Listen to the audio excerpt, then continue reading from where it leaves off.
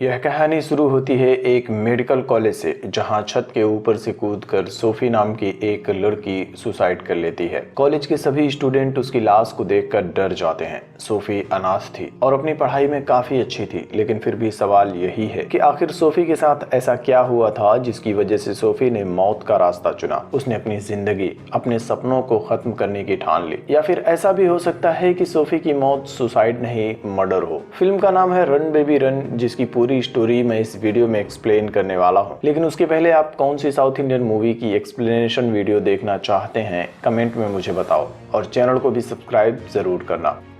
वापस स्टोरी पर आते हैं। सोफी की मौत के 7 दिन बाद हम देखते हैं सत्या को, जो एक बैंक में काम करता है। हाल ही में सत्या और प्रियंका की सगाई हुई है। अगला दिन प्रियंका का बर्थडे है। सत्या ज्वेलरी शॉप में जाकर प्रियंका के बर्थडे गिफ्ट के लिए ईयर रिंग्स खरीदता है, और आगे जाकर रास्ते में वो प्रियंका को पिक करता है और प्रियंका को उसका बर्थडे गिफ्ट देता है। प्रियंका गिफ्ट पाकर खुश हो जाती है, लेकिन at the same time Satya देखता है कि उसकी गाड़ी में पिछली सीट पर नीचे एक लड़की हाथ में नीली फाइल लिए हुए डरी सहमी कार के अंदर छिपी हुई है। सत्या उस लड़की से बात करना चाहता है, लेकिन सत्या अब एक ऐसी मुश्किल में पड़ चुका है जहां वो गाड़ी रोककर उस लड़की से बात भी नहीं कर सकता, और ना ही उस लड़की के बारे में प्रियंका को बता सकता है, क्योंकि प्रियंका और सत्या की अरेंज मैरिज है। और कार में एक लड़की के साथ पकड़े जाने पर फियांसी के सामने उसका क्या इंप्रेशन बनेगा। सत्या प्रियंका को उसके घर पर ड्रॉप कर देता है, लेकिन तभी प्रियंका के पिताजी सत्या से कहते हैं कि मैंने अपनी गाड़ी सर्विसिंग के लिए दी हुई है,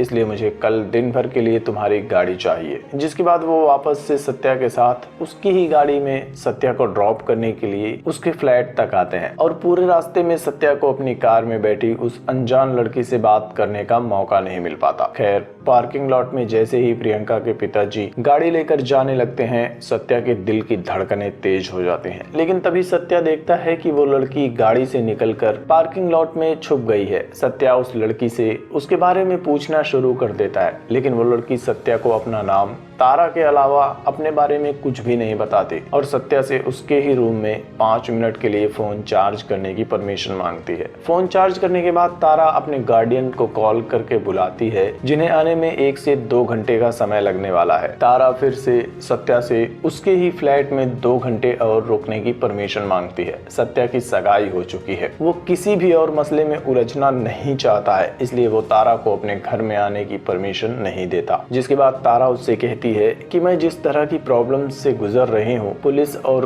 किसी को भी खुलकर मैं कुछ नहीं बता सकती। फाइनली उसके इमोशन और लाचारी को देखकर सत्या उसे अपने घर में रुकने की परमिशन दे देता है। फ्रेश होने के बाद सत्या उसे बताता है कि जब तुम्हारे गार्डियंस आए तो मुझे डिस्टर्ब करने की जरूरत नहीं है, उनके साथ अकेली चली जाना। जिसके बाद सत्या अपने कमरे में जाकर सो जाता है। अगली सुबह जब सत्या सोकर उठा तो उससे मिलने के लिए और गाड़ी वापस करने के लिए प्रियंका के पिताजी आए हुए होते हैं। सत्या को लगता है कि तारा जा चुकी है, लेकिन तभी वो देखता है कि लिविंग रूम में साइड टेबल पर तारा का दुपट्टा और पर्स रखा हुआ है। सत्या उसे जल्दी से छिपा देता है और पूरे फ्लैट में तारा को ढूंढना शुरू कर देता है, और बाथरूम के अंदर उसे तारा की लाश मिल जाती है। एट द सेम टाइम उसके घर पे पुलिस भी आ जाती है। पुलिस वाला उसे बताता है कि कल रात किसी ने शराब पीकर पुलिस स्टेशन में कॉल किया था, इसलिए फॉर द सिक्योरिटी रीजन वो लोग सत्या के फ्लैट की तलाशी लेना शुरू कर देते हैं। उन पुलिस वालों में सत्या का एक दोस्त भी होता है, गणेश, जो बाहर आकर इंस्पेक्टर से बताता है कि उन्हें फ्लैट के अंदर कुछ नहीं मिला। बाहर जाकर इंस्पेक्टर बिल्डिंग के मैनेजर को बुलाता है और उसे पता चलता है कि सर्वर रूम के अंदर किसी ने एसिड डालकर सर्वर जला दिया है, इसलिए उन्हें बिल्डिंग का सीसीटीवी फुटेज नहीं मिल सकता।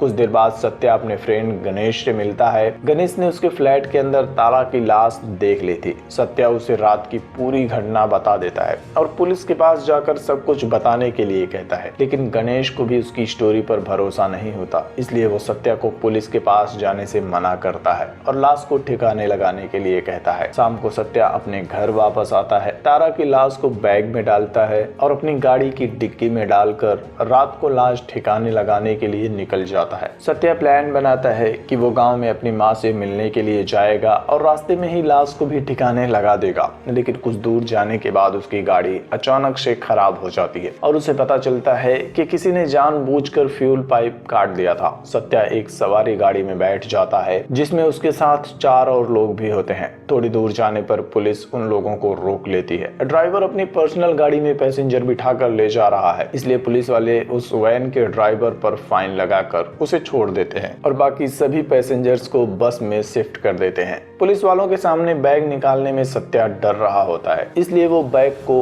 वैन के अंदर ही छोड़ देता है। बस से थोड़ा आगे जाने पर सत्या को वो वैन फिर से दिख जाती है जिसमें बैग था। बस से उतरकर सत्या वैन के पास जाता है, तभी ड्राइवर को भी वैन के अंदर का बैग दिख जाता है, जिसे खोलने पर बैग से तारा का हाथ बाहर आ जाता है। ड्राइवर और उसकी माँ दोनों डर जाते हैं। पास में ही पेड़ के पीछे छिपकर सत्या सब कुछ देख रहा होता है। ड्राइवर बैग को लेकर घसीटते हुए पास के शमशान जाता है और बैग के साथ साथ तारा की लाश को भी जला देता है और घर वापस आ जाता है। सत्या भी वहां से पास के गांव में अपनी माँ से मिलने चला जाता है। इधर लाश पूरी तरह से नहीं जली थी। सुबह होते ही पुलिस को लाश के बारे में पता चल जाता है। पुलिस के साथ साथ आसपास के गांव वाले भी लाश को देखने के लिए आते हैं। खबर सुनकर सत्या भी वहां आ जाता है और भीड़ में खड़े होकर पूरा तमाशा देखता है। पुलिस वाले डॉग की हेल्प से ड्राइवर और उसकी वैन का पता लगा लेते हैं जिसमें कल रात तारा की लाश थी, लेकिन पुलिस के डर से अपने कमरे के अंदर ही ड्राइवर खुद को फांसी लगाकर आत्महत्या कर लेता है। उसी टाइम पर सत्या को भी एक अननोन कॉल आता है। दूसरी तरफ से कोई सत्या को धमकी देता है कि ड्राइवर ने सत्या को मारा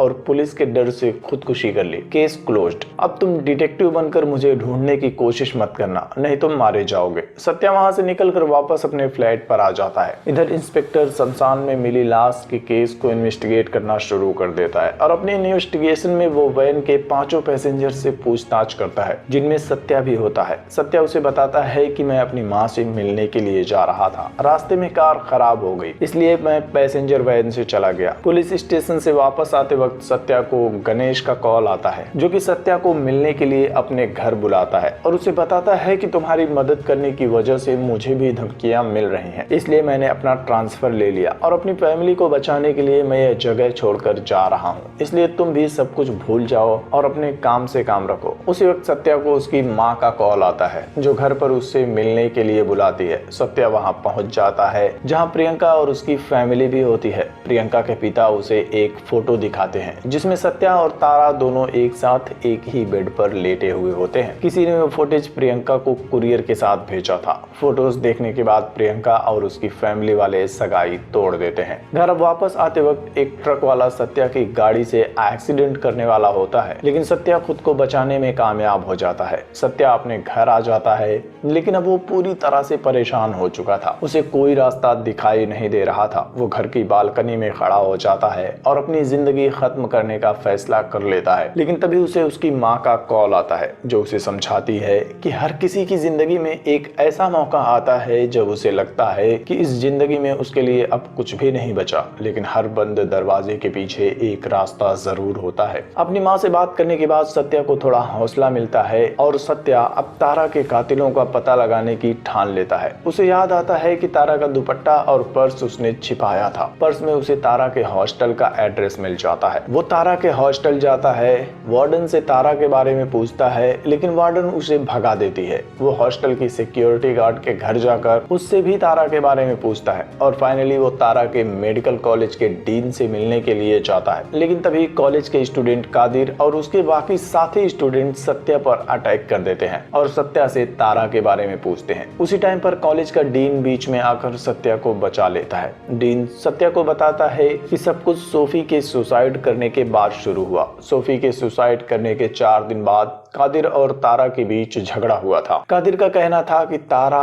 और सोफी अनाथ हैं और उनके गार्डियन चर्च के फादर विंसेंट ने ही सोफी को खुदकुशी करने के लिए मजबूर किया था और इन सब में तारा भी शामिल थे। फादर विंसेंट के बारे में पूछताछ करने पर सत्या को पता चलता है कि फादर विंसेंट का भी 1 हफ्ते पहले ही एक्सीडेंट हो गया था और उसी दिन से तारा भी गायब है। शाम को डीन की हेल्प से सत्या एक बार फिर से कादिर और उसके दोस्तों से मिलने के लिए उनके घर जाता है। कादिर उसे बताता है कि सोफी मेरी गर्लफ्रेंड थी, हम दोनों शादी करने वाले थे, लेकिन फादर विंसेंट ने सोफी को मार डाला। और गायब होने से पहले तारा सोफी की फाइल लेकर चली गई। यहाँ कादिर और सत्या के बीच फाइट भी होती है, जिसके बाद सत्या वहाँ से अपने घर आ जाता है और उसे याद आता है कि उसने तारा के हाथ में उस दिन एक फाइल देखी थी और अपनी कार में उसे तारा की फाइल मिल भी जाती है, जिसमें सोफी के साथ साथ उसी कॉलेज की और कई अनाथ लड़कियों की सुसाइड और एक्सीडेंट्स की डिटेल थी। और उस पूरी फाइल को पढ़ने के बाद, उस फाइल के हिसाब से छानबीन करने के बाद आखिरकार सत्या को पता चल जाता है कि असली कातिल कौन है। जिसके बाद सत्या कॉलेज के डीन के पास जाकर उसके सामने सोफी के मौत के सारे सबूत रख देता है। और यहाँ हमें पता चलता है कि इन सब के पीछे कॉलेज का डीन ही था। सबसे पहले वो कॉलेज में मेरिट से एडमिशन वाली अनाथ लड़कियों को चुनता है, उनके साथ घिनौना काम करता है और विरोध करने पर एक्सीडेंट या फिर सुसाइड दिखाकर उन बच्चियों को मार डालता है। और उनकी मौत के बाद उनकी खाली हुई सीट को अमीर बच्चों के लिए करोड़ों रुपए में बेच देता है। अनाथ होने की वजह से कोई भी उन बच्चियों के बारे में पूछताछ करने वाला नहीं होता। लेकिन सोफी की पोस्टमार्टम रिपोर्ट को देखने के बाद तारा भी डीन के पास आई थी, लेकिन उसे नहीं पता था कि डीन ही असली कातिल है। वो डीन को पुलिस कंप्लेंट में मर्डर और असली पोस्टमार्टम रिपोर्ट देने के लिए बोलती है, जिसके बाद ही डीन ने उस पर अटैक करवाया, जिनसे बचकर तारा सत्या की गाड़ी में छिप गई थी। जिसके बाद डीन ने फादर विंसेंट का एक्सीडेंट करवाया और उनके फोन से ही चैट करके तारा से उसका लोकेशन पूछा और सत्या के फ्लैट में आकर तारा को मार डाला। सत्या को फंसाने के लिए तारा के साथ उसका फोटो भी लिया, लेकिन उस ड्राइवर के मरने के बाद जब इंस्पेक्टर ने फिर से केस की इन्वेस्टिगेशन शुरू की तो वो डीन डर गया, इसलिए उसने सत्या की शादी तुड़वाई और उस पर अटैक भी करवाया था। उन दोनों के बीच थोड़ी सी फाइट होती है और आखिर में सत्या डीन को कादिर और उसके दोस्तों के हवाले करके वहां से चला जाता है। इन द एंड हम देखते हैं कि सत्या उस इंस्पेक्टर को केस की पूरी फाइल भेज देता है, जो शमशान में तारा की लाश मिलने के बाद केस को इन्वेस्टिगेट कर रहा था। जिसके बाद यह फिल्म भी खत्म हो जाती है। तो आपको रन बेबी रन की यह कहानी कैसी लगी कमेंट में मुझे जरूर बताना। और हिंदी में भी यह फिल्म आपको डिज्नी प्लस हॉटस्टार पर देखने के लिए मिल जाएगी। इसके साथ ही साउथ की और कौन सी फिल्म की एक्सप्लेनेशन वीडियो को देखना चाहते हो कमेंट में मुझे बताना। वीडियो को लाइक करना और चैनल को भी सब्सक्राइब कर लेना, जिससे कि आपसे मेरी कोई भी नई वीडियो मिस ना हो सके।